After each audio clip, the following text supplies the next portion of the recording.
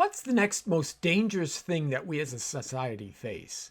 What is the next big battle standing against our traditional values and our understanding to be human?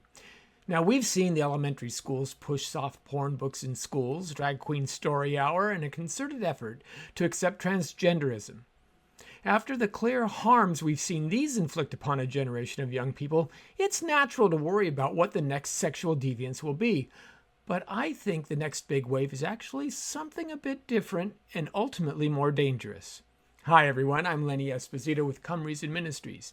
Each year Come Reason puts on a Dare to Defend conference, helping Christians to better understand the shifts of culture and how to stand up for their beliefs and values.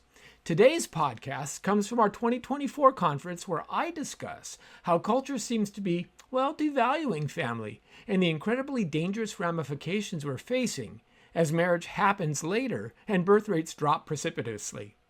It's an issue you don't hear talked about in church pulpits, but the threat is significant, and I think we need to think more deeply about this issue. Now, this year's Dare to Defend conference will kick off next month in Southern California, and it's also live streamed, so everyone can have a chance to learn from such scholars as Dr. Hugh Ross, Dr. J.P. Moreland, Dr. Clay Jones, Kenneth Samples, Robert Bowman, and myself. The event is scheduled for March 21st and 22nd, and you can find out more and sign up to attend the live or via the live stream at www.daretodefend.com. But without further ado, I give you Battling the War Against the Family. On this, come let us reason together.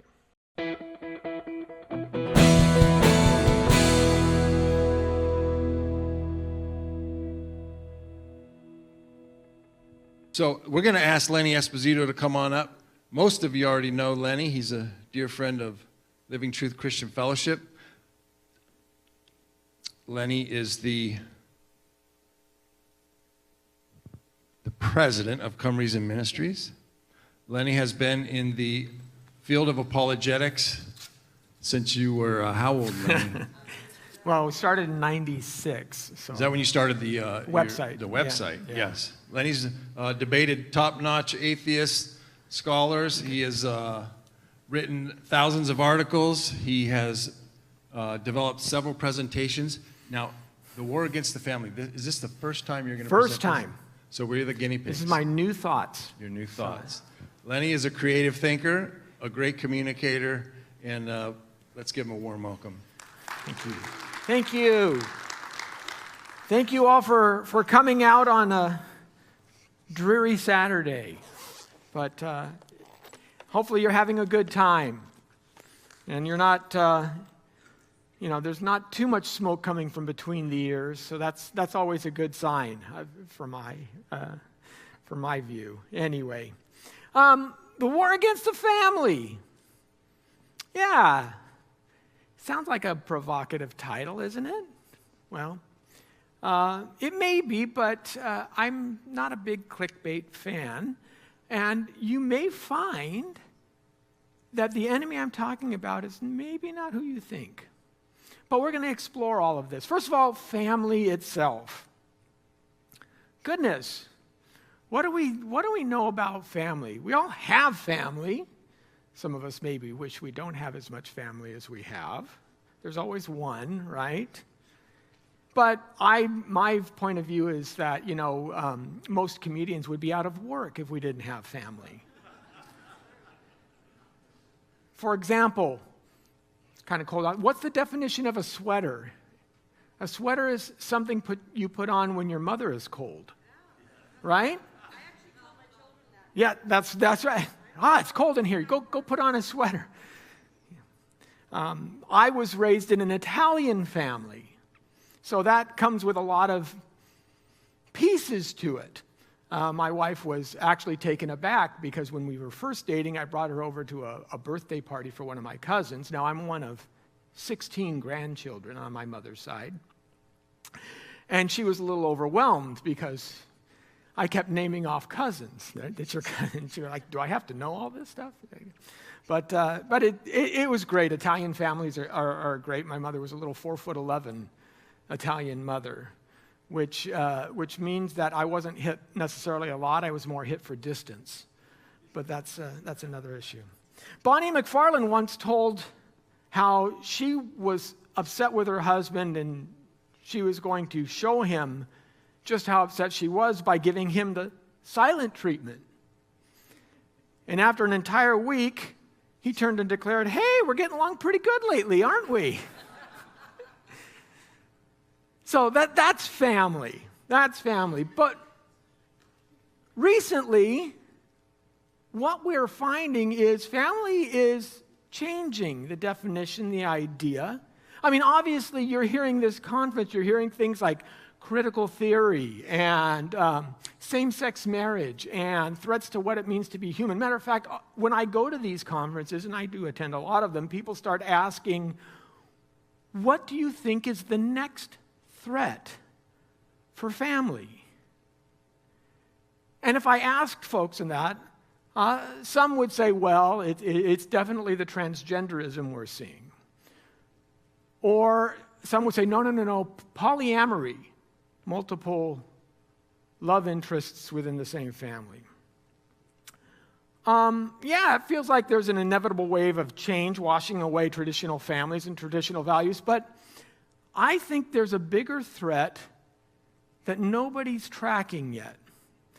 Now, if you're at all familiar with the science of a tsunami is an interesting phenomenon because it's not a single wave, but it's a series of waves that happen over time.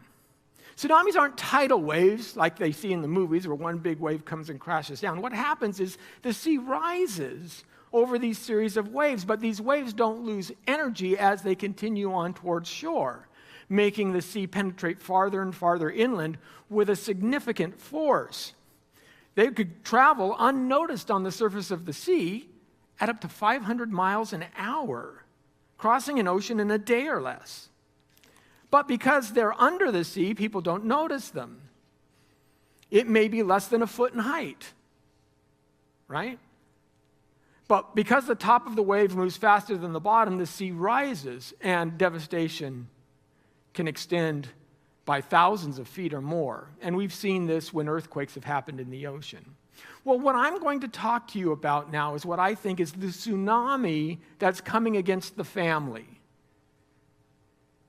that we note in things like divorce statistics or maybe the Obergefell decision, but that not only has had some destructive capacities in the past, but when I'm looking out to the horizon, the things that I'm worried about most.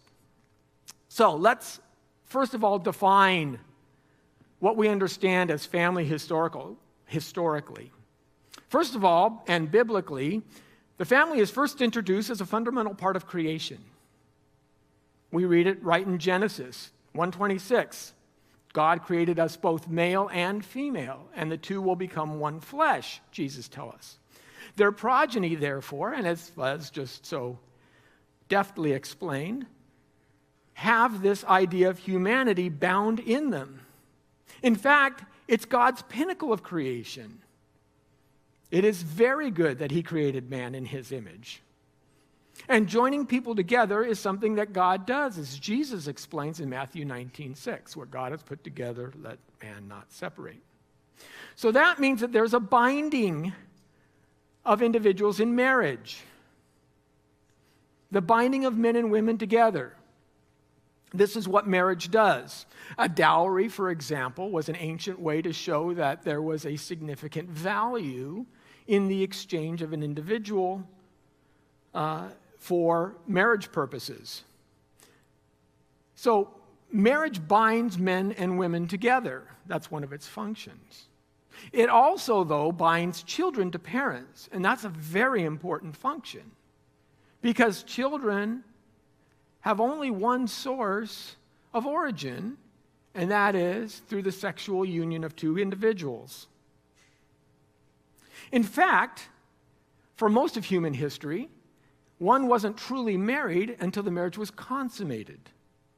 The consummation of marriage was considered the completion of marriage, that the male and the female, the bride and the groom, must come together in a physical union in order to make the marriage whole.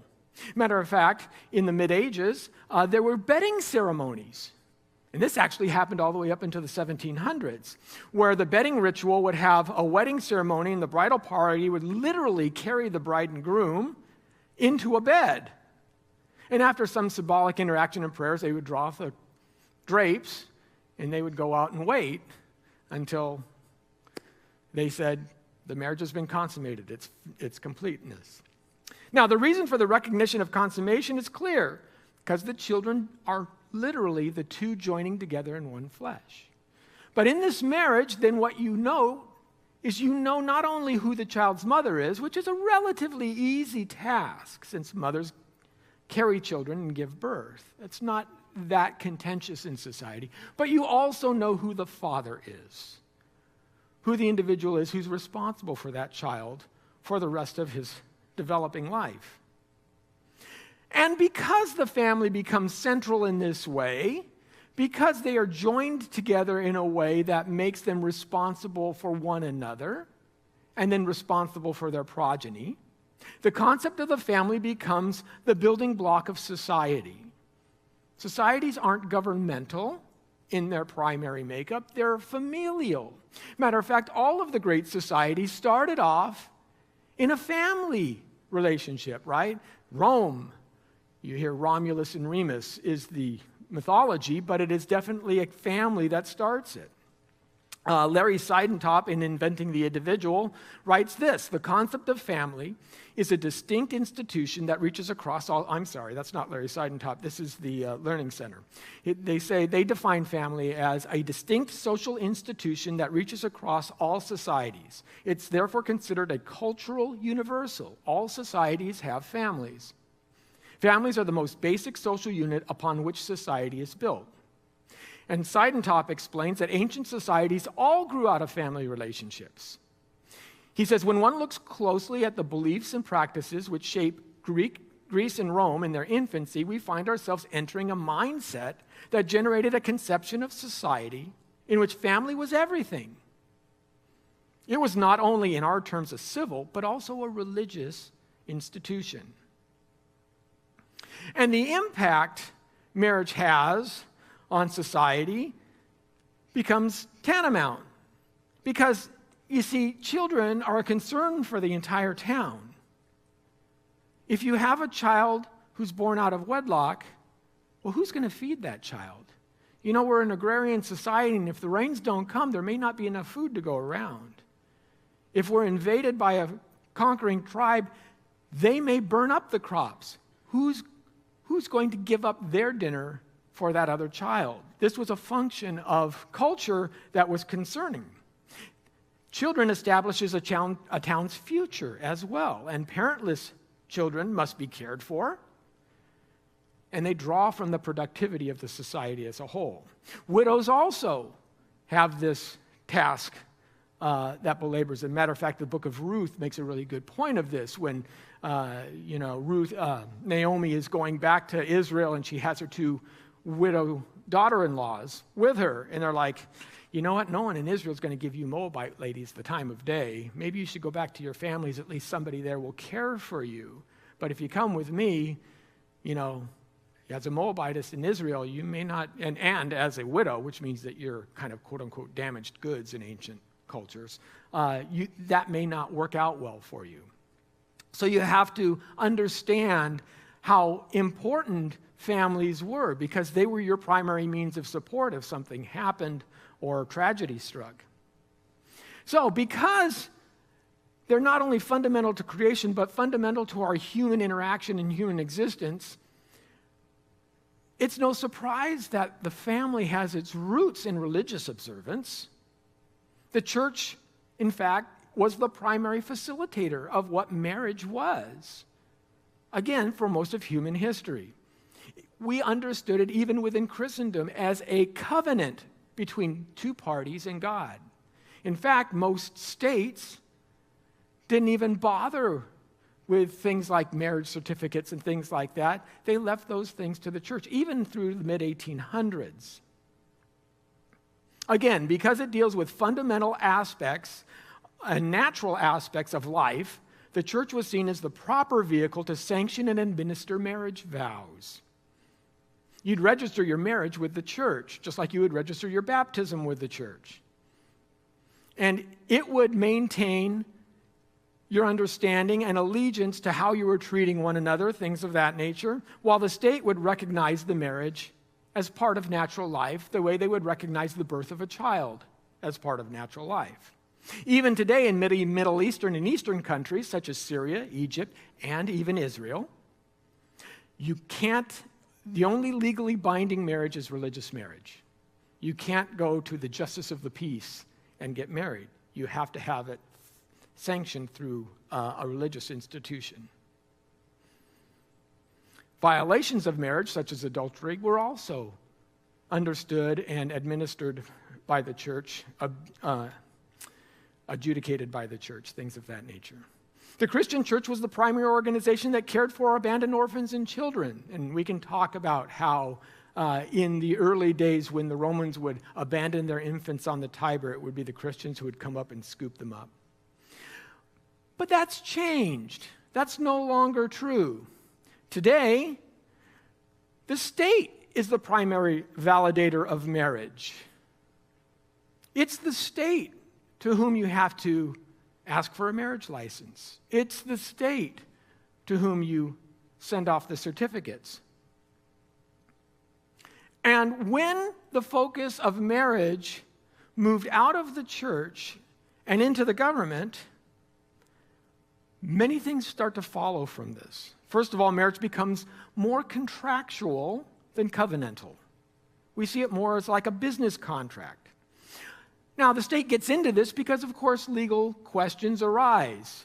You have health insurance and who's appropriate to be able to administer the finances that maybe a dying spouse has to deal with, or who's allowed to see him or make life and death decisions for him. Whose house is it once the spouse dies? Things of that nature. Property rights, the needs to support the children, ownership after death, all become important to establish legal claims. But in requiring a marriage license for such legal recognition, the state usurps the role of the church that had been traditionally understood. I mean, there are other ways we can do this, right? We don't require you to get a license before you get pregnant, for example. The state recognizes that having children is a natural aspect of life, and therefore it gives you a birth certificate, but it doesn't give you a birth license. And there are those who argue that the state should similarly recognize that two people will join together in matrimony and certify, yes, the church has married them and we recognize this because they've let us know, as opposed to saying we need a license in order to grant the marriage. Now, common law marriages today exist in several state legislative law, and it shows that this recognition can happen, although the legal process may be tedious. But because the state has now taken on the role of primary validator, all the corollary issues that follow from that start to become the domain of the state. How and when to sever marriage, for example.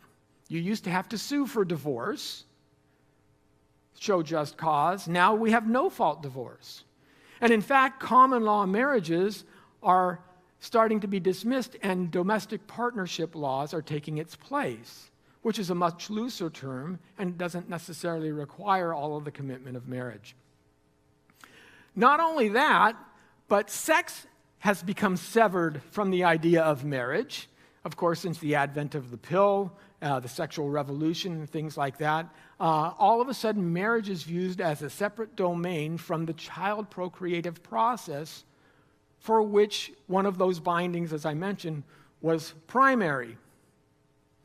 And then the last thing that happens is we have this hyper-individualism in our culture that start to say, marriage is just something I do if it suits me, and when I do it, I may not be suited for it in 10 years, and that's okay, I'll just get a divorce and do something else.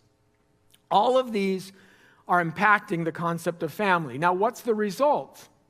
Well, the first one's easy, non-permanence. You make things like no-fault divorce accessible, and everybody says, okay, cool, then we'll just do that. As with all contracts, a contractual marriage can be renewed, renegotiated, voided, right? Let's just look at the terms of this agreement and see if it still suits me. Marriage gets reduced to that. In fact, we even have prenuptial agreements in order to, right? And these are very popular with celebrities. Brad Wilcox writes, husbands and wives with prenups actually express lower levels of commitment, happiness, and confidence in the future of their marriage. And women with prenups are especially likely to be less happy compared to their peers without prenups.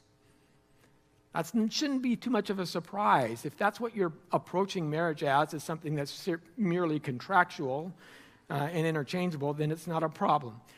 Children are marginalized by this. Again, this should be no surprise. When sex and marriage are divorced, they become accessories. Do you want to have kids? Should we have kids? I'd like to have kids. It shows my success level in life. As long as we're sending them to the right schools and doing the right things, people will think well of me. But when that happens, we lose something. Because the primary way we transfer our culture to the next generation is through our children. We teach our kids our values. We teach our kids right and wrong. We teach our kids the things to emphasize. Some of those things are, social and not necessarily significant. For example, and I've used this example before, if you talk to Hispanic people, it's not Christmas without what? Tamales. Christmas and tamales are synonymous. Now, as an Italian, that took me by surprise. It was like 25 before I even knew that.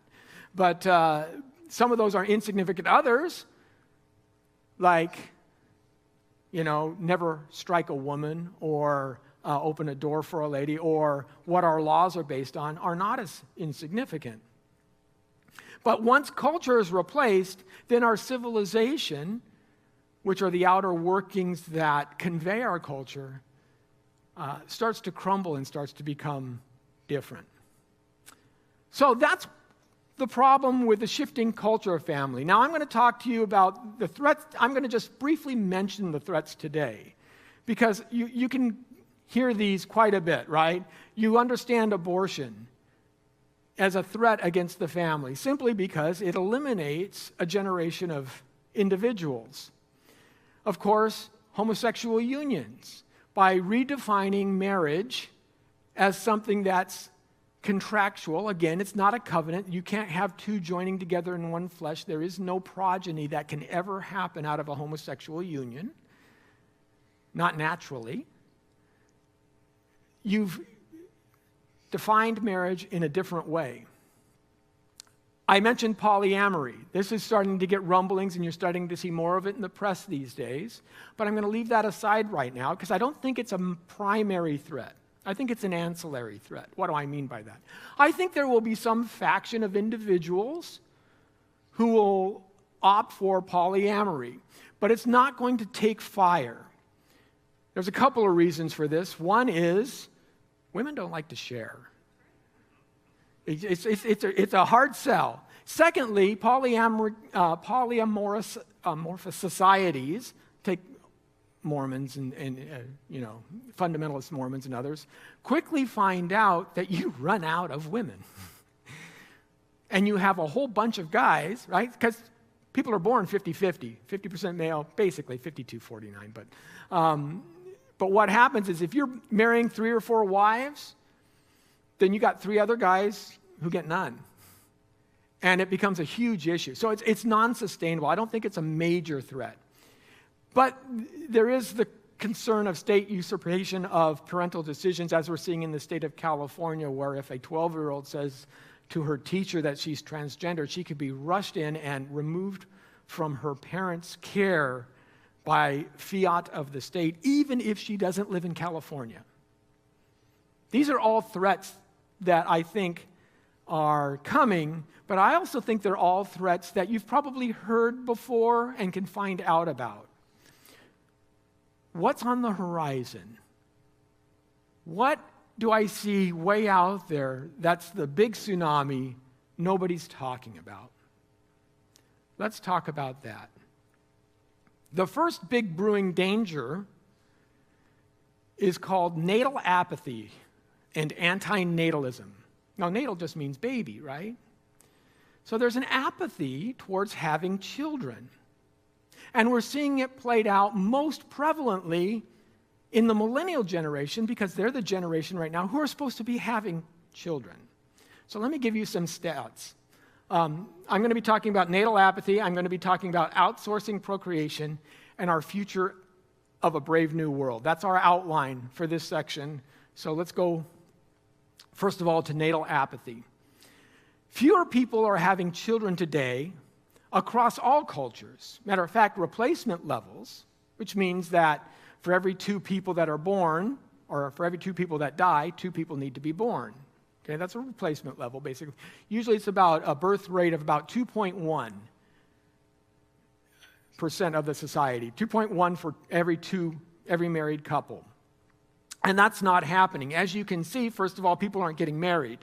You see the chart from 1970, 69% were married, 17% were never married in the 18 to 49 bracket. We look today, it's 50% married, 31% not married, 2021.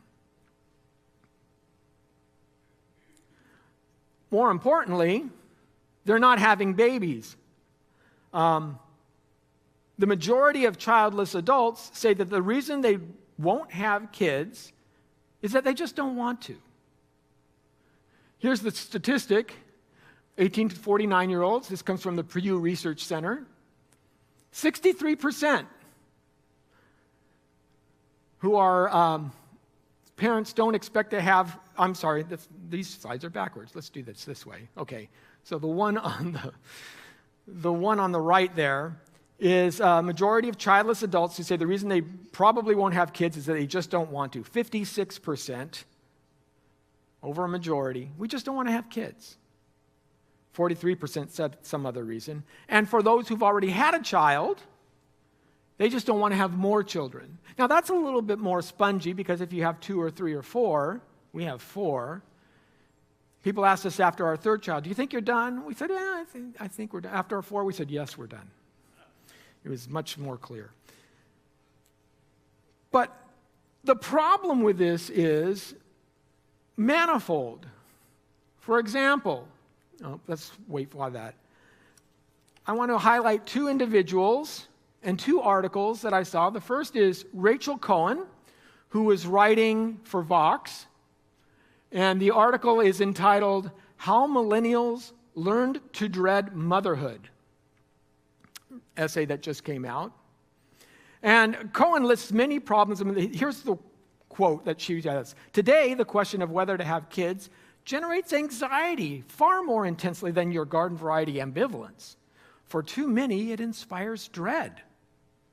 I know some women who have decided to forego motherhood altogether, not out of an empowered certainty that they want to remain child-free, but because the alternative seems impossibly daunting.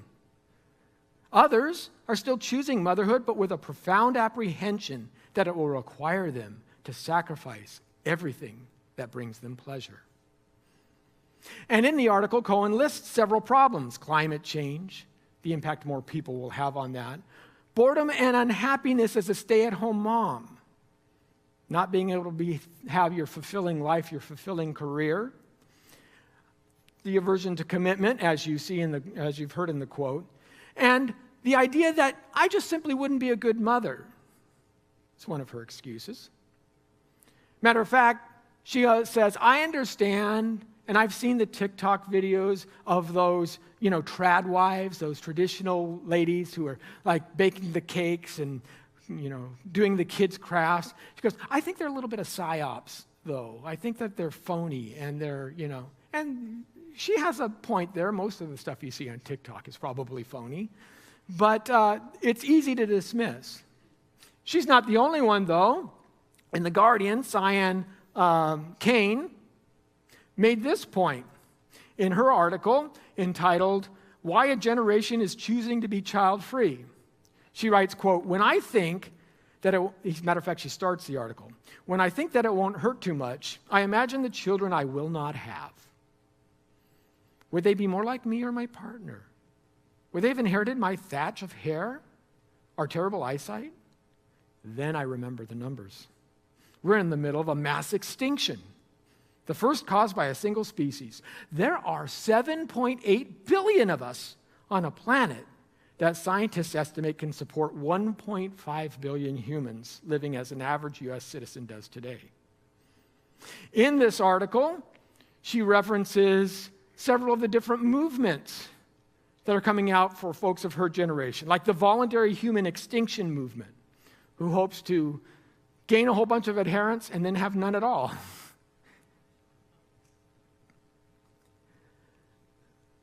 What happens when a generation doesn't have kids? Well, a lot of things follow from that. And what I think that both of these ladies, Ms. Cohen and Ms. Kane, don't understand is how much they're endangering their own well-being. Here are the objections. It's the economy. You can't afford to have kids in a day and age like this. Do you know how much things cost? Well, yeah. But did you know that actually more people make the standard of living go up rather than down? Real income is up. As a matter of fact, population increase versus poverty thresholds show that the standard of living across the world, especially since the 1990s, has increased exponentially. For most of human society, I don't think I have that slide with me. For most of human society, what we've seen is that people making today's equivalent for $1.20 was about 60 to 80% across the globe. Now it's about 15% and falling fast. People are becoming more successful across the world. I also think that this objection has been around a long time, but it doesn't hold water. I mean, people in the Depression had lots of kids. We're not as bad off as they are.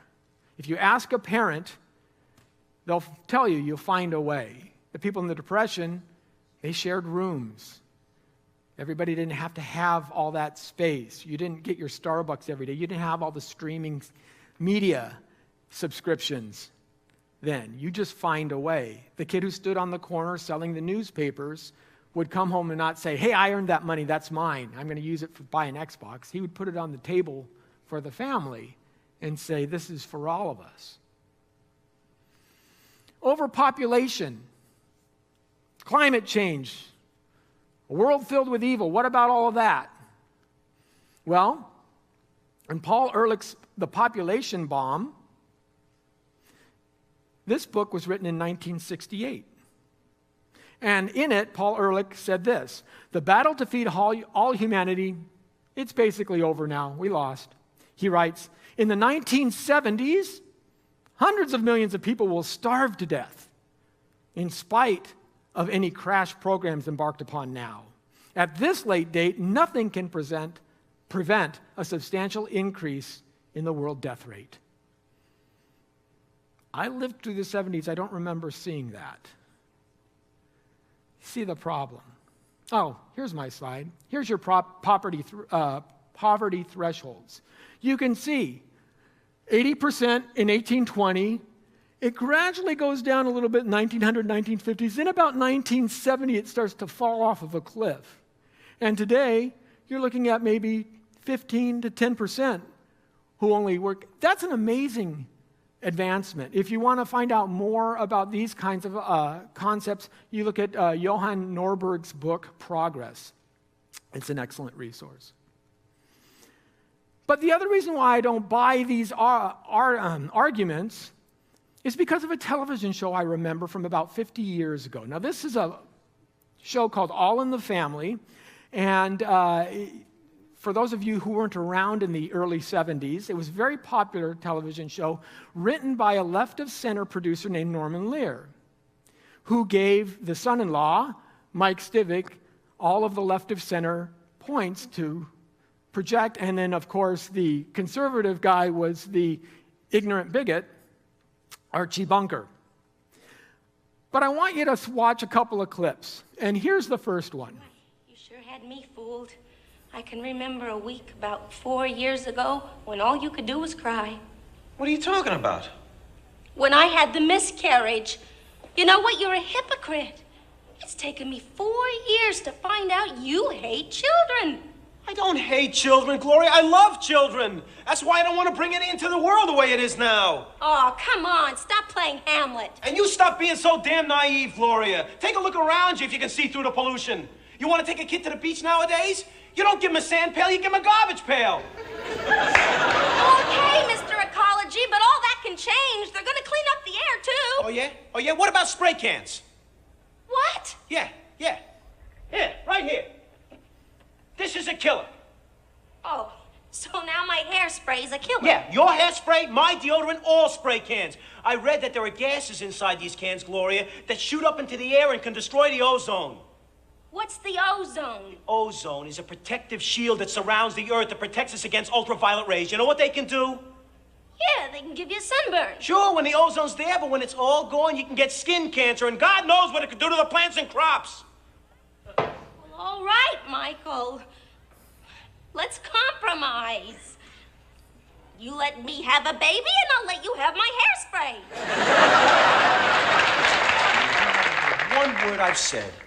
Gloria, some scientists are saying that in 10 years, at the rate the ozone's going, this world is going to be in big trouble. Well, Michael, you just can't go on being afraid of life. I'm not afraid of life, Gloria. I'm just facing it.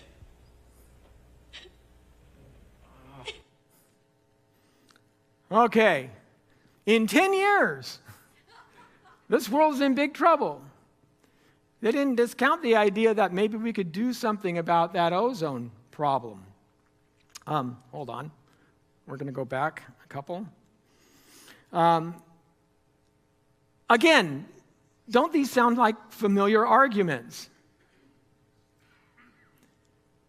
How would you answer this? Well, to Norman Lear's credit, he does something that many people today don't do. He'll always play both sides of the argument. So what happens in this scene, this next scene, was Michael goes to the next door neighbor, Gloria,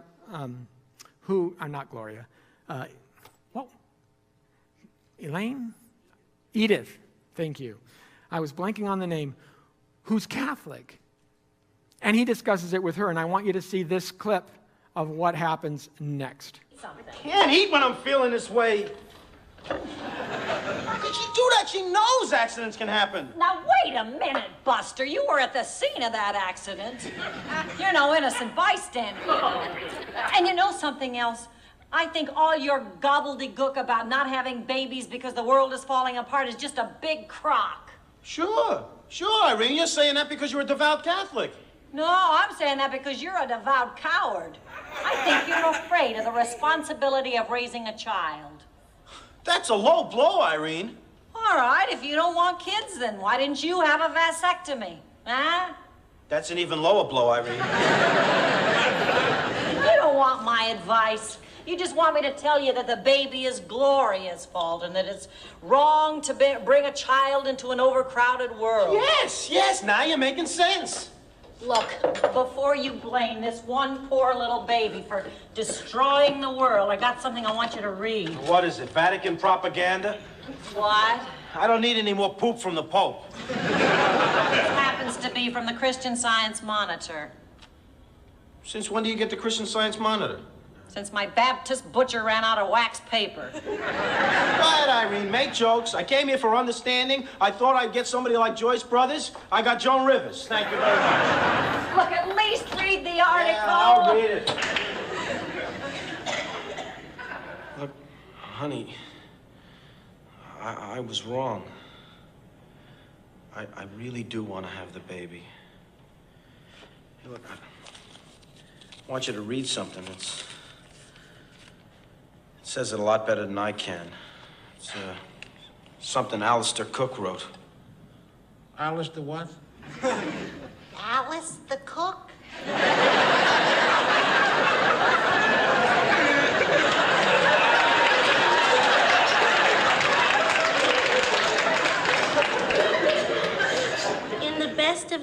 moms, our days are numbered anyway.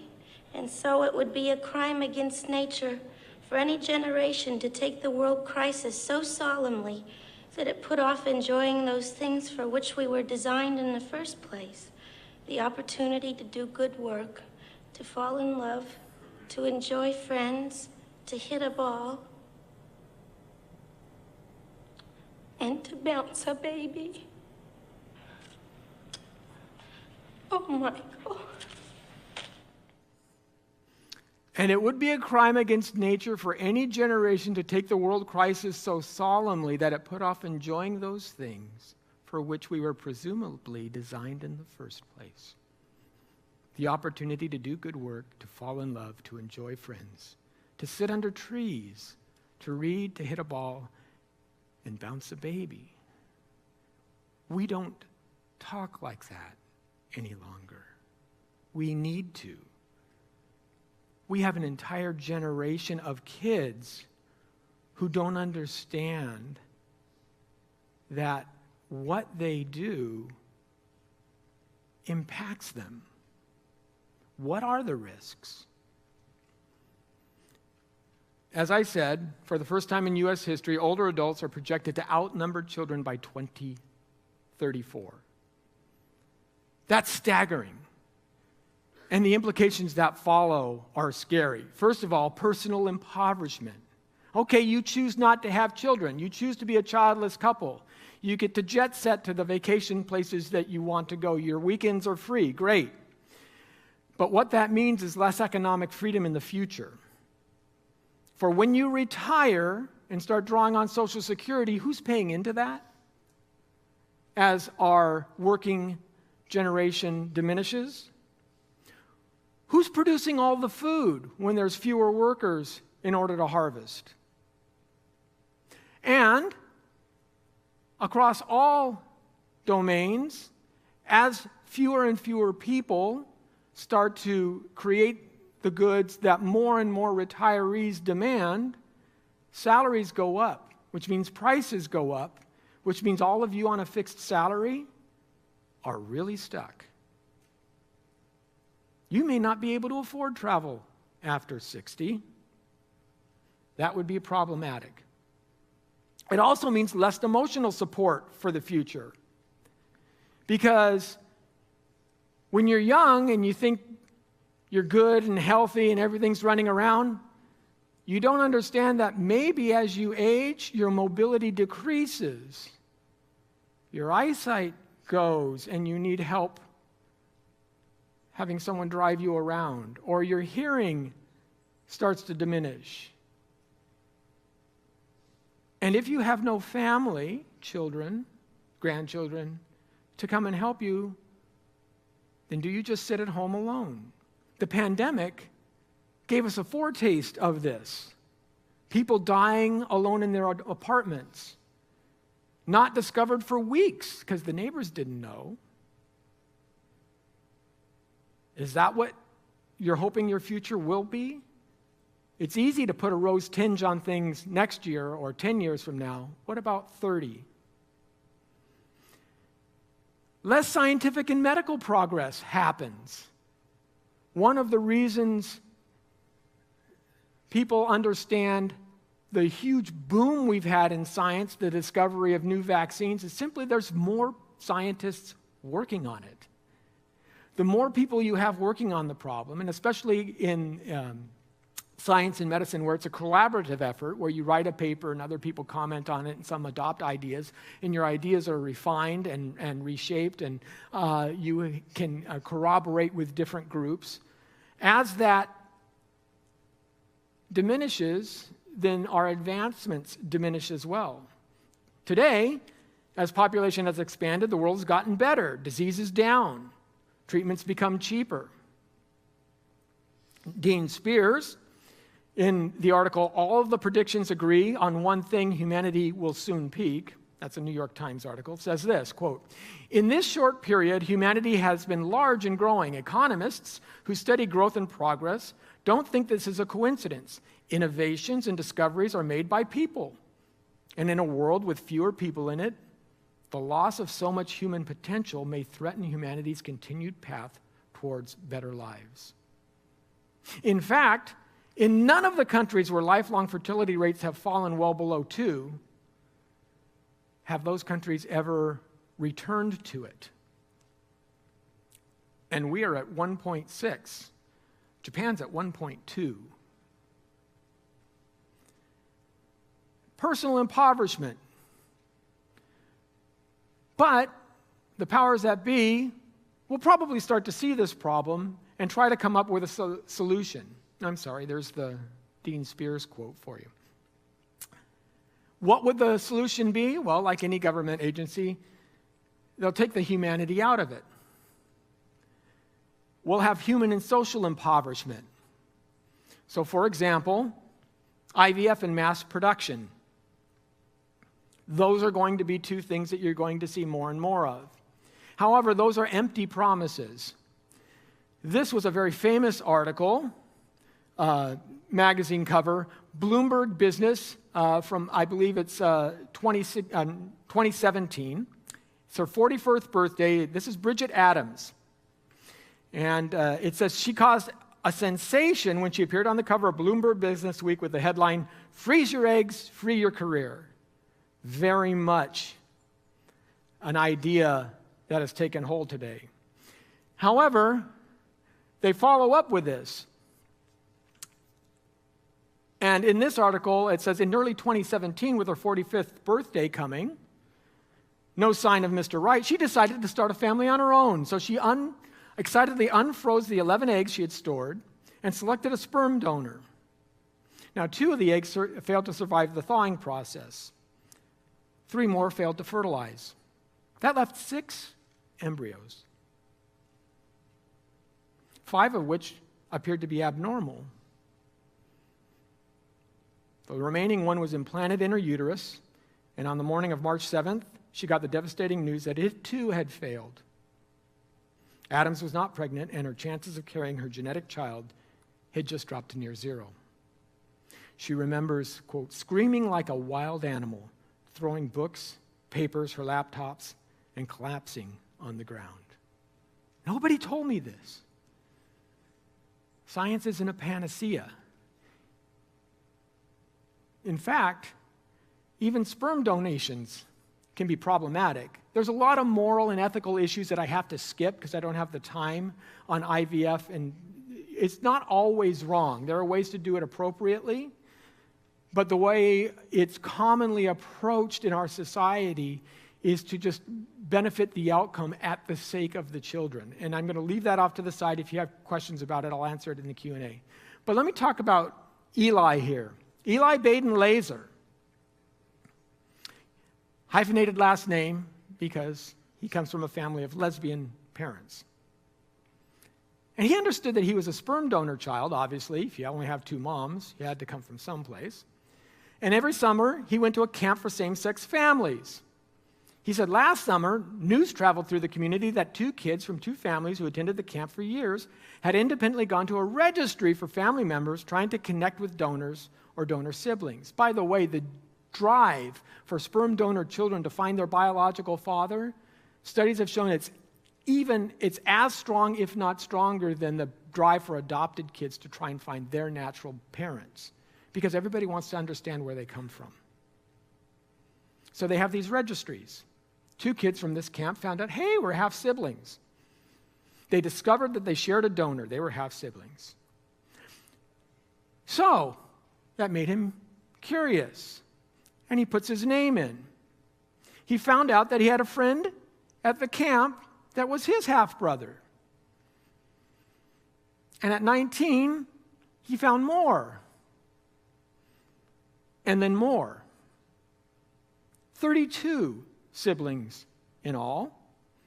And he said, I felt both curious and anxious about these people and what they exactly meant to me. The sheer quantity of them gave me a feeling of having been mass-produced. Another lady who wanted to have a child, Cynthia Daly, went to a sperm bank, registered several years later, looked up to see if her child had any siblings? Yeah, 150. Doesn't that diminish us? When we are not mass producing at our rate, will others step in? Because it's just a resource. And here is a video I saw a couple years ago that shows where the future can go.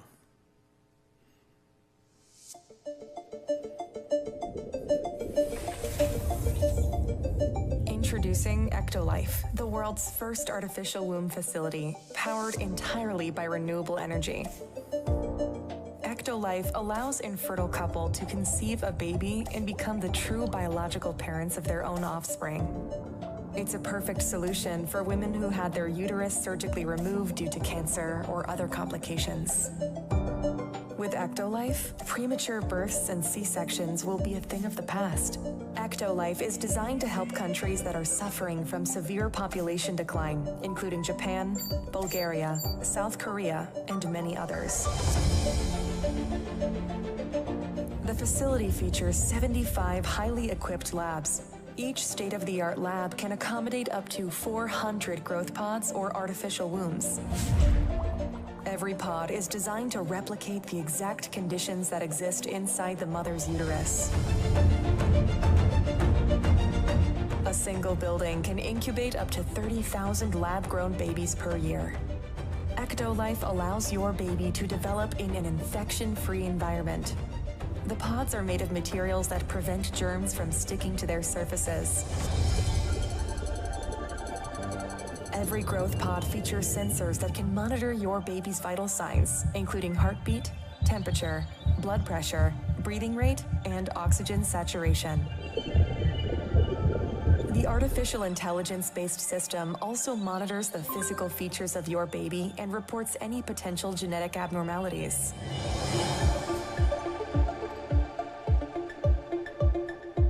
The pods are equipped with a screen that displays real-time data on the developmental progress of your baby. These data are sent directly to your phone so you can track your baby's health from the comfort of your zone.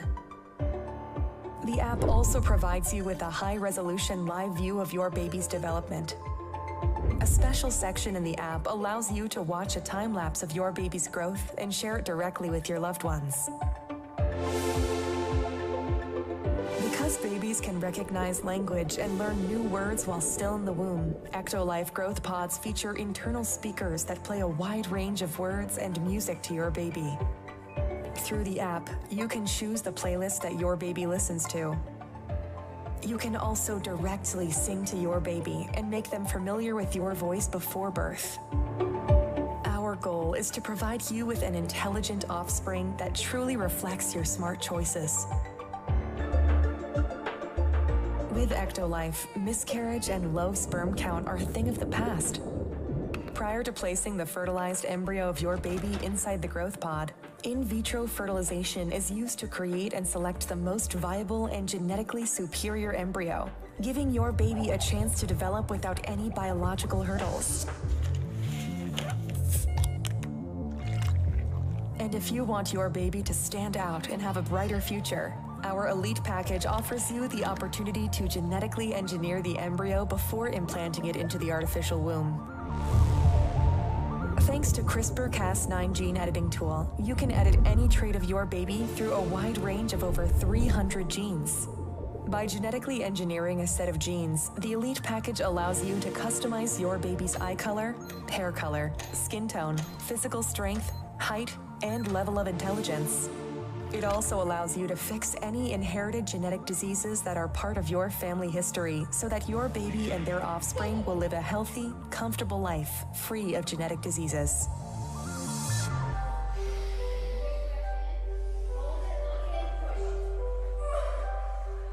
Say goodbye to the pain of childbirth and birth-related muscle contractions. Ectolife provides you a safe, pain-free alternative that helps you deliver your baby without stress. The delivery process is smooth, convenient, and can be done with just a push of a button. Thanks to our miniaturized bioreactors and long-lasting batteries, you can use Ectolife growth pods at the comfort of your home, allowing you to incubate your baby in your building without the need to visit our factory. By owning your special growth pod, you will have the ability to build a happy family, one baby at a time. Tired of waiting for a response from an adoption agency? Unable to find a suitable surrogate mother? Worried about pregnancy complications? Worry no more, because Ectolife got you covered.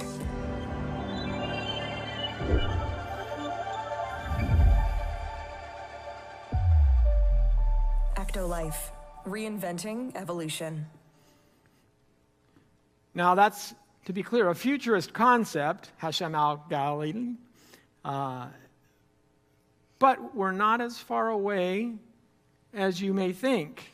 For in September, journal Nature had this article: human trials of artificial wombs could start soon. Here's what you need to know. Did you notice a couple of things in that video? Oh, we can help solve the underpopulation problem, the replacement problem for those countries. Did you notice the couple who gets to get frisky on the bed because she's not pregnant? The baby's in the facility. And we just monitor it on our iPhones. And if you want to avoid all that disgusting stuff like childbirth and pain, this is the way to go. It is literally Aldous Huxley's Brave New World.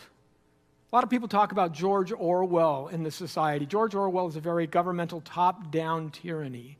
Huxley has a negative utopia, a dystopian view of the world as well, but it's bottom up. It's the people who demand that we continue these kinds of ideas.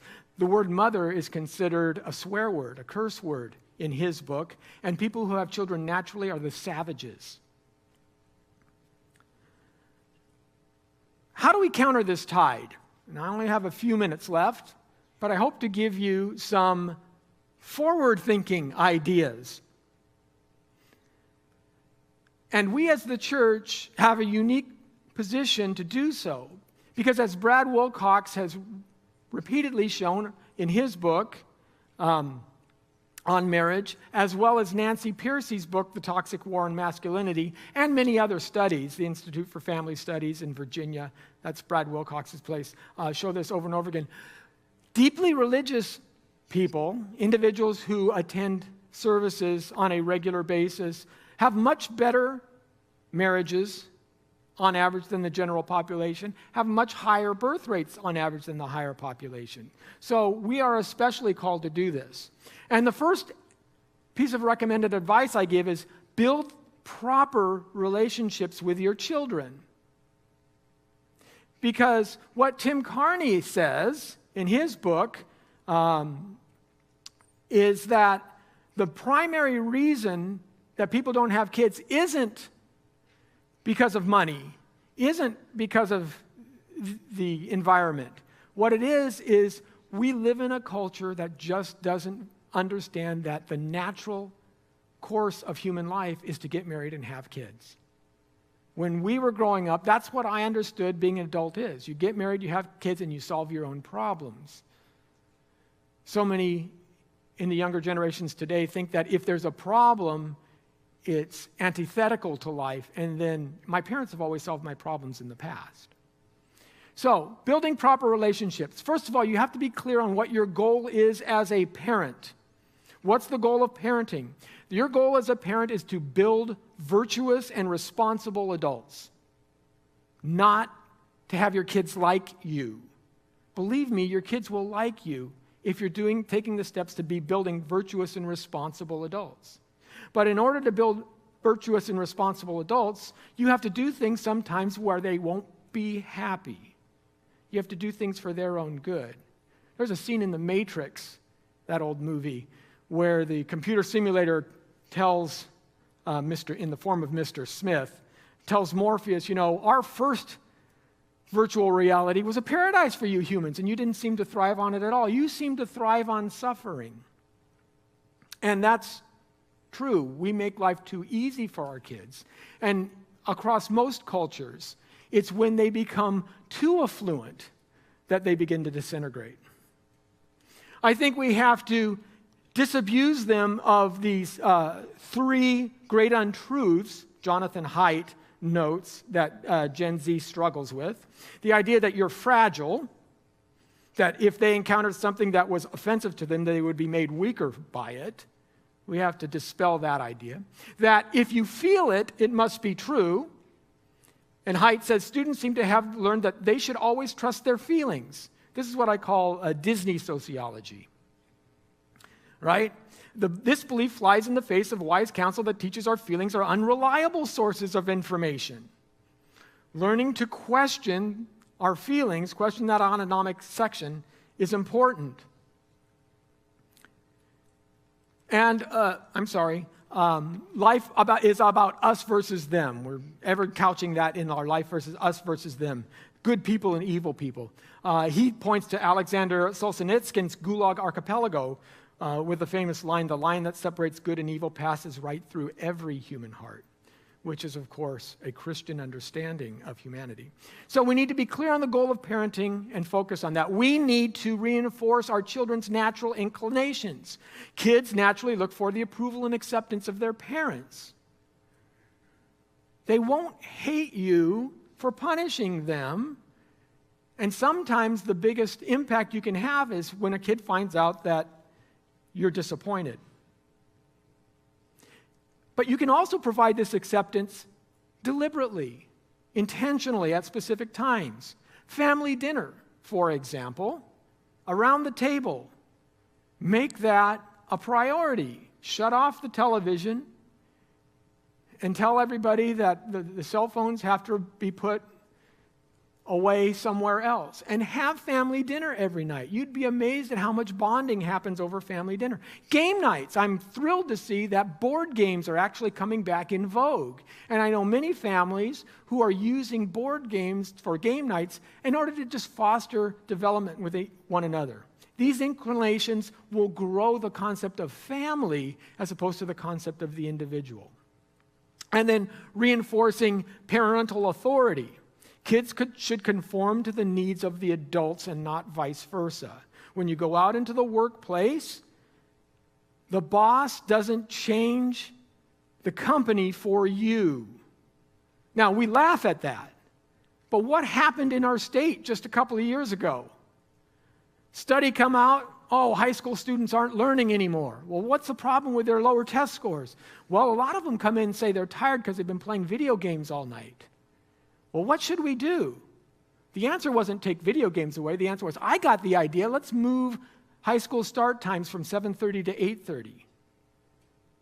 So what does that teach a young person? The world needs to move for me, not that I need to be responsible. Smaller families tend to make more of the mistakes here. And I understand that you want the kid to experience everything, the ballet, the sports, the piano lessons, all of that stuff. But sometimes saying, no, we can't do that. In fact, one shows respect to adults by submitting to them and their needs, right? It's the adults who should be able to choose what goes on television. It's the adults who should be sitting in the front seat of the car, because that tells children that they're not the center of the universe. And you need to model it consistently and early. So you need to build these proper relationships. You need to teach accountability. Let them take risks. For crying out loud, let them walk home from school by themselves. All those stats you hear about children being abducted, 96% of them are custody cases. And the reason why you're hearing about them is because we have social media. It was actually worse in the 70s. If you think about it, kids are much safer today because every person is walking around with a video camera in their pocket. That didn't used to be true, but we tend to believe it because we see it on social media. Let kids fail. My son was a hockey player through school, and one of the first things they do when you're developing your hockey skills is they force you to fall. Why do they do that? Because they say, in a game, you're going to trip, you're going to fall. If you don't fall in practice, then you'll never know how to get back up on your skates and keep going. Over and over again, our society doesn't let our children fail. Or if they fail, we come back and clean up after them. We don't let them feel the repercussions of their failures. And that's a huge mistake. You don't go to the teacher and say, I can't believe you failed Johnny. You go to Johnny and say, why did you fail? Well, this teacher asked for so much more than the other guys. Well, that's life, Johnny. That's what this teacher, and you may have a boss that does that too. You better buckle down. Give them responsibility. Little chores, train them. Start early, even when they're 2 or 3. If you're bringing home groceries, let them carry a loaf of bread or the toilet paper or something like that. Give them a bag of groceries, and maybe you're holding one hand. But they understand that they are contributing to the family in that regard. Bring them into the conversation when you're sitting down to pay family bills. Hey, here's our money. Here's what we got to pay. Well, can't we just, go to the movies? Well, you like your internet, right? And that internet bill is about the same price as the movie tickets. So which would you prefer? Well, do what you like, but if we go to the movies, your internet's off for a month. When you bring them into the family bill discussion, even early, they start to see much more better, or much more completely, the responsibilities that adulting allows. Here's an idea. This I got from William Lane Craig. He gave his children a monthly allowance. So by the time they were in high school, he worked into this, junior high school, he gave them a significant allowance once a month. But that allowance had to buy their school clothes, their toiletries, all of the things that they needed, not communal food or things like that, but any snacks. And they learned to budget. Or they learned to go to school wearing last year's clothing, holes in their shoes. It's better for them to fail in that regard than to be evicted when they're newly married, don't you agree? And ask for accountability. When you get ready to give them that allowance, here's a question I don't think any parent has ever asked their child. What have you done to contribute to this family? Son, I love you. I'm glad to see you. Can you tell me what you've done this month to contribute to the family? Do you see how that removes the focus from the child and puts it on the family? How are you helping us as a family to move forward? Changes the conversation. It changes the perspective. And lastly, modeling love. Love and community. This, again, should be the church's primary role. The church should be your social center. It should be the way we understand one another in the larger context of the world. Charissa DeGroot, founder of Raising Mothers, which is an African-American project, writes, quote, the biggest issue against seeing childbearing as normal socially weird is basically, so she's saying people see childbearing as socially weird, but the biggest issue against that is trying to avoid the weirdness. She says, previous generations did not experience the same vocal outward world that we're living in today, where everyone is telling you it's almost crazy for you to have children. The single biggest reason for resistance to having kids is simply it isn't part of the accepted social fabric of what it means to be an adult. As the church, we need to model that we care for one another above ourselves, that our excess income can go to support the older woman at the church who needs a tune-up but can't afford to pay the mechanic. So we need to show love and community and explain that. Our churches should be the primary vehicle in which we do that. We need to show our love in marriage, how we express our love to one another, so that they get a strong model of what it means to be a caring family.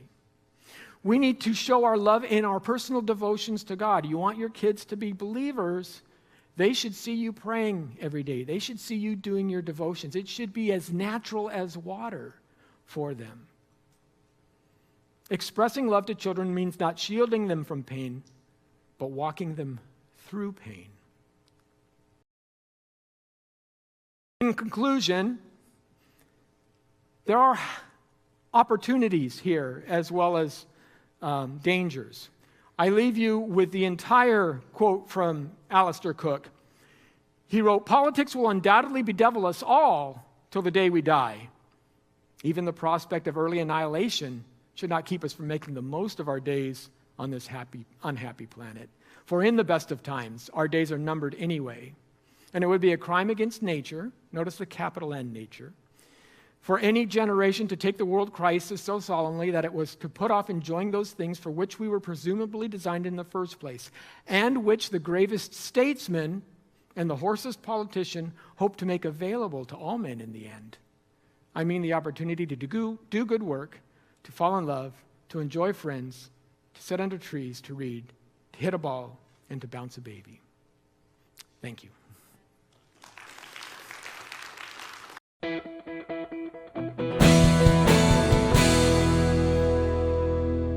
Thank you for watching this Come Reason video. I hope you enjoyed it. If you'd like to see more videos like these, consider subscribing to our Come Reason YouTube channel by clicking on the subscribe button. And you can follow us on social media. Lastly, if you'd like to help keep these kinds of videos free, consider providing a donation by clicking on the donation button beside me. Thank you.